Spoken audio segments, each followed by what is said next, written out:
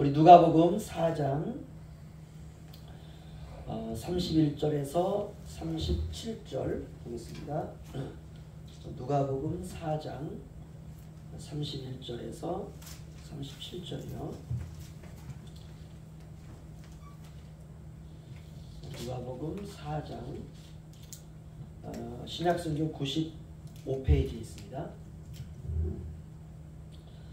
조한일씨 교도하겠습니다. 갈릴리의 가버나움 동네에 내려오사 안식일에 가르치시매 그들이 그 가르치심에 놀라니 이는 그 말씀이 권위가 있음이로라. 회당에 더러운 귀신 들린 사람이 있어 크게 소리질러 이르되 아 나사렛 예수여 우리가 당신과 무슨 상관이 있나이까. 우리를 멸하러 왔나이까. 나는 당신이 누구인 줄 아노니 하나님의 거룩한 자니이다. 예수께서 꾸짖어 이르시되 잠잠하고 그 사람에게서 나오라 하시니 귀신이 그 사람을 무리 중에 넘어뜨리고 나오되 그 사람은 상하지 아니한지라. 다 놀라서 말하여 이르되 이 어떠한 말씀이고 권위와 능력으로 더러운 귀신을 명하되 나가는도다 하더라. 다 함께요. 이에 예수의 소문이 그 근처 사방에 퍼지니라. 아멘. 네, 우리가 그 말씀의 권위라고 하는 주제를 가지고 지난주에 이 본문으로 한 번은 설교를 했고요. 오늘은 그 말씀의 권위라는 제목으로 두 번째 또 우리가 함께 보도록 하겠습니다. 지난주에 봤던 말씀이기 때문에 그 생소하지는 않을 줄로 믿습니다. 우리가 인생을 살다 보면 힘들 때가 있습니다. 뭔가 이렇게 꽉 막혔다고 느꼈을 때, 그리고 막 가슴이 답답하고, 세상은 그대로 있는데 바뀐 것은 전혀 없는데 괜히 다 싫어질 때가 있죠. 막 다 집어 던지고 싶을 때가 있고, 짜증날 때가 있고, 뭐 여전히 냉장고는 냉장고 자리에 있고, 그렇죠? 농은 농 자리에 있고, 싱크대의 주변에 그릇들은 그대로 정돈된 대로 다 그대로 있습니다. 모든 게. 그런데 이상하게 짜증나고, 모든 게 다 싫어지고, 모든 게 다 화가 나고, 내가 혹시 잘못된 길로 가고 있는 건 아닌가? 내가 잘못된 선택을 한 건 아닌가? 앞이 막막하고, 왜 이럴까? 내 마음이 돈이 없어서 그런가요? 내가 건강하지 못하기 때문에 그런가요? 그렇지 않습니다. 답은 하나입니다. 하나님의 부재예요. 어제까지 하나님이 나와 함께 하신다라고 하는 전 인격적인 확신이 있었는데요. 그래서 조금 내가 불편하고 조금 부족하고 여건이 안 좋아도 하나님이 나와 함께 하셔. 이 부분에 흔들림이 없기 때문에 감정에 좀 갈등이 오고 마음에 갈등은 왔어도 삶이 이렇게 꼬이지도 않고요. 그냥 평상시대로 살아갔어요. 오늘 하루도 주님이 나를 이끌어 주신다. 그런데 오늘은 그 하나님의 임재가 없기 때문에 그렇습니다. 하나님의 임재가 없으면 삶은 맹탕이 됩니다. 그리고 재미가 없고 삶은 다 허트러져요. 설레임도 없고 흥미도 없고 기대도 없고. 그러나 세상의 모든 것이 사라져도 하나님이 나에게 분명하면 어디를 가도 힘들지가 않습니다. 하나님은 모든 곳에 계신다. 이게 무소부재하신 하나님이라고 하는 아주 중요한 신학적인 진리죠. 무소부재하신 하나님 신앙. 이것이 그리스도인의 생각을 지배해야 됩니다. 내가 바다 끝에 갈지라도, 내가 저 하늘 끝에 가 있을지라도, 내가 저 정말 막막한 인생의 막다른 골목에 가 있을지라도 하나님이 나와 함께 하신다. 성경의 약속이지 않습니까? 그렇죠? 네가 어디 간다 할지라도, 네가 하늘 위에 올라갈지라도, 바다 끝에 갈지라도, 땅 끝에 갈지라도, 어디에 갈지라도 나는 너와 함께 하리라. 하나님의 약속입니다. 제자들을 세상에 남겨두시고 승천하시면서 주님께서 제자들에게 하신 말씀, 너희가 나를 본 그대로 내가 다시 이 세상에 오리라. 세상 끝날까지 내가 너와 함께 하리라. 할렐루야. 이 신앙만 있으면 어떤 환경이 와도 우리가 정말 절망 가운데 빠지지 않습니다. 그런데 왜 내가 변한가 답답해지느냐? 하나님의 부재예요. 내 생각 속에 하나님이 없는 거예요. 내 감정 속에 하나님이 없는 것입니다.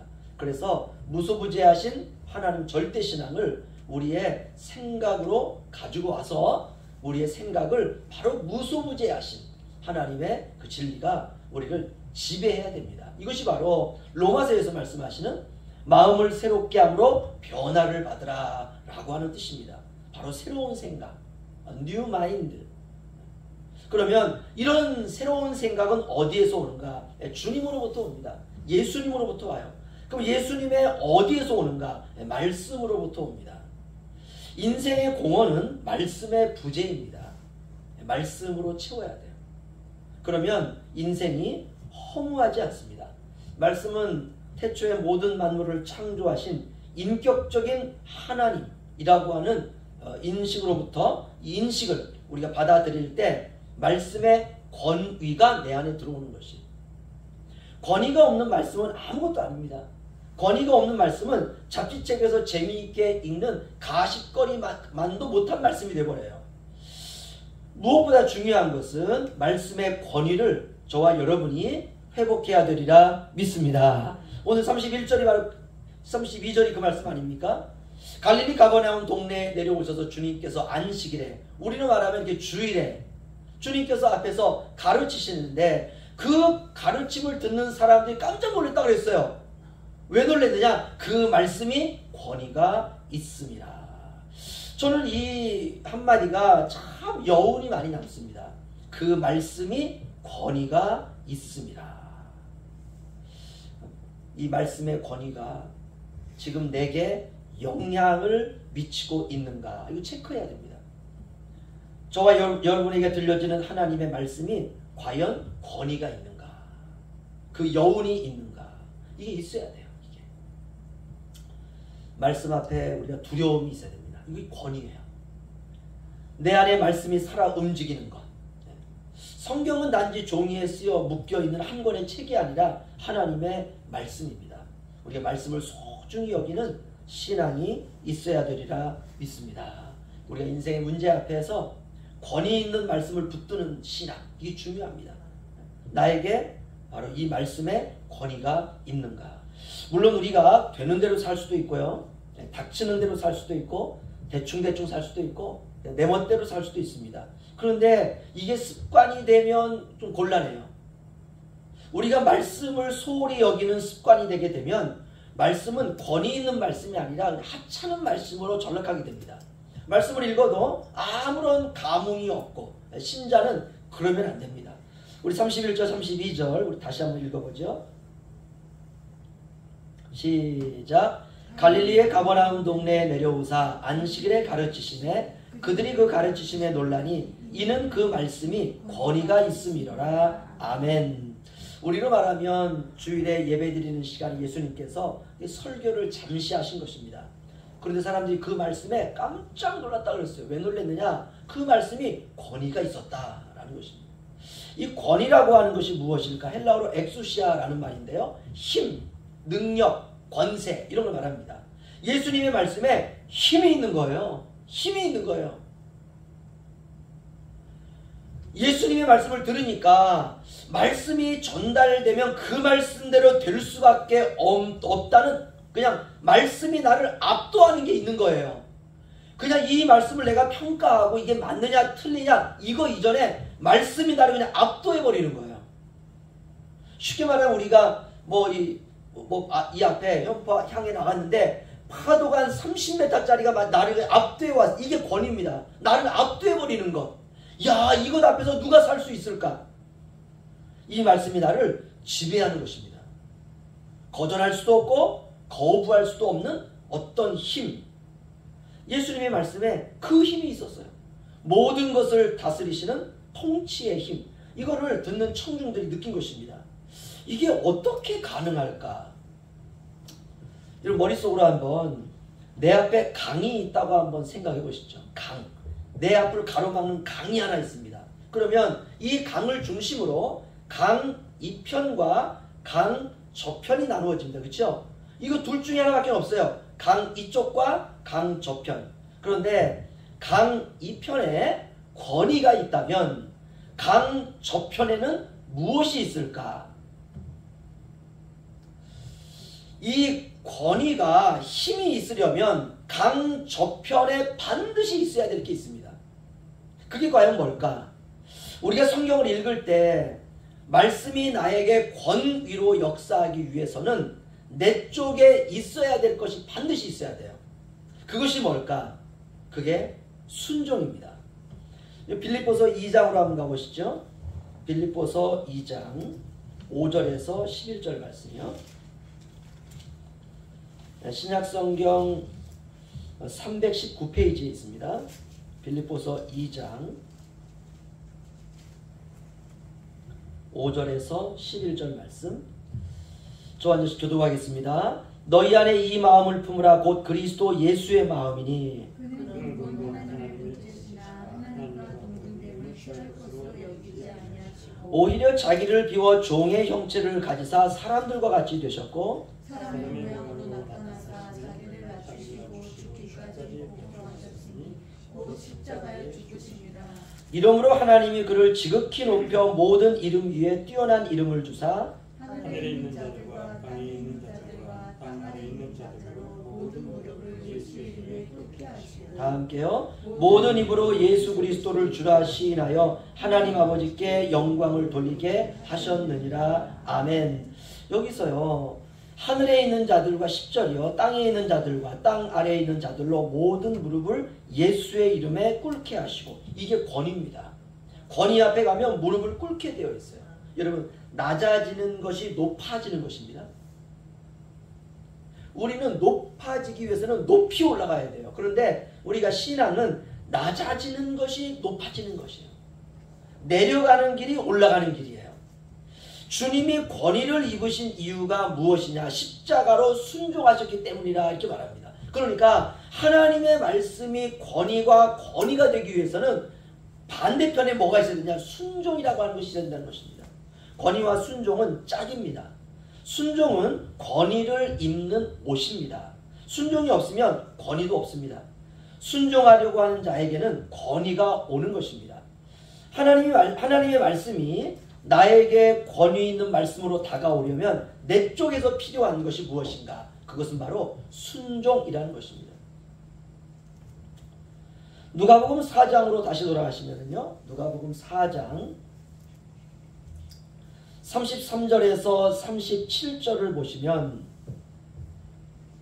제가 읽어드리죠. 회당에 더러운 귀신 들린 사람이 있어 크게 소리질러 이르되 아 나사렛 예수여 우리가 당신과 무슨 상관이 있나이까? 우리를 멸하러 왔나이까? 나는 당신이 누구인 줄 아오니 하나님의 거룩한 자니이다. 예수께서 꾸짖어 이르시되 잠잠하고 그 사람에게서 나오라 하시니 귀신이 그 사람을 무리 중에 넘어뜨리고 나오되 그 사람은 상하지 아니한지라. 다 놀라 서로 말하여 이르되 이 어떠한 말씀인고 권위와 능력으로 더러운 귀신을 명하며 나가는도다 하더라. 아멘. 귀신도 떨고 순종할 수밖에 없었던 것은 예수님의 말씀의 권위 때문이다 라고 말하고 있습니다. 이 세상에는요 세 종류의 사람인데, 첫 번째 하나님의 말씀을 우습게 여기는 사람이 있습니다.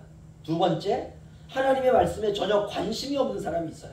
마지막 세 번째 하나님의 말씀 앞에서 경외심을 가지고 순종하려고 하는 사람이 있습니다. 바로 이 세 번째 사람, 말씀에 순종하면 질병이 떠나가게 됩니다. 떠나간다라는 말은 더 이상 나에게 그것이 관여할 수 없다는 것이에요.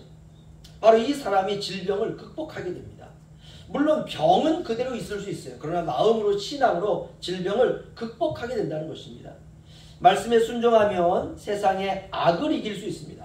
모든 것은 그분의 말씀 앞에 우리가 무릎을 꿇을 수밖에 없다는 것이죠. 왜냐? 말씀은 하나님 자신입니다. 천지를 창조하시고 세상을 심판하실 바로 그 하나님, 우리가 다른 것에 사로잡히지 아니하고 말씀에 사로잡힐 때 비로소 우리는 모든 것으로부터 자유할 수 있습니다. 이것이 바로 권위예요. 다른 모든 것보다도 말씀을 최고의 우선순위로 두는 바로 그 사람, 이것을 순종이라 이렇게 말합니다. 말씀을 두려워하고 말씀을 가장 신경 쓰고 말씀을 사랑하고 말씀이 인생의 난치판이고 말씀이 방향이고 말씀이 인생의 해답이고 말씀이 인생의 목적인 그 사람, 그 사람에게 말씀은 강력한 권위가 될 수 있다는 것입니다.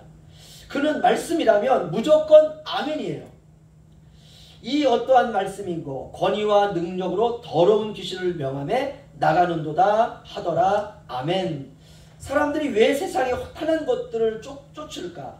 사람들이 왜 세상에 점쟁이 같은 것들에 목을 맬까? 사람들이 왜 우상과 세상의 향락에 목말라 할까? 이유는 하나입니다. 말씀이었기 때문에 그렇습니다. 말씀에 순종하려고 하는 마음이 아예 없는 것입니다. 말씀에 순종하려고 하는 마음을 우리가 회복하는 것이 인생의 우선순위입니다.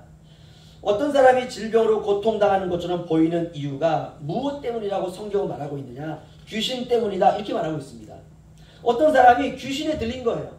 다시 말하면 악하고 더러운 영에 사로잡힌 것입니다. 귀신은 악하고 더러운 영입니다. 더럽다는 것은 의롭지 못하다라는 뜻입니다. 어떤 사람이 교회에 와서 간증을 하는데 이런 간증을 하더라고요. 자기가 어떻게 하면 자신의 삶에 좀 어떤 복을 좀 받을 수 있을까라고 해가 생각해서 이 사람 예수 믿은 지 한 10년, 20년 넘은 사람인데 점쟁이를 찾아간 거예요.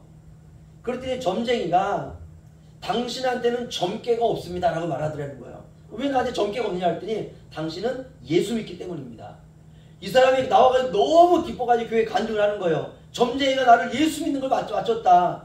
아니 그걸 왜 점쟁이한테 확인을 받냐고요. 그쵸? 여러분 귀신은 아무리 좋은 모양을 가지고 있어도 악하고 더러운 영입니다.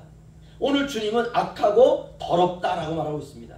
이 더럽다라는 말은 불의하다, 의롭지 못하다라는 말입니다. 거기에 사람들이 사로잡혀 있는 것입니다. 하나님이 아닌 것은 다 불의한 것입니다. 그럼 어떻게 하면 되느냐? 말씀이 권위와 능력으로 나에게 들려줘야 돼요.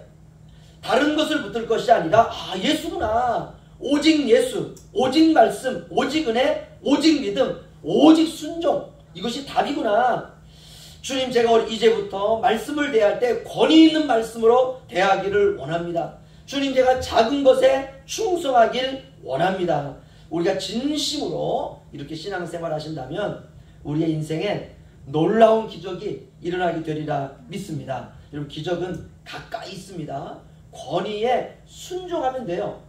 그러면 말씀이 우리 안에 들어와서 우리의 여러 가지 많은 생각과 감정과 우리의 행동 속에 있는 것들을 수술하기 시작합니다. 그들이 그 가르침에 논란이 이는 그 말씀이 권위가 있음이로라. 아멘. 말씀에 대한 순종이 없으면 권위는 없는 것입니다. 중요한 것은 강 저편에 순종이 기다리고 있는가. 강 이편에는 권위 있는 말씀이 와 있습니다. 과연 강 저편에 과연 내 마음속에 순종하는 마음이 자리 잡고 있는가. 여러분 저와 여러분이 그 마음을 회복하신다면 한 주간 이 말씀의 권위가 저와 여러분에게 와서 우리의 삶에 놀라운 반전을 이루게 되리라 믿습니다. 기도하겠습니다.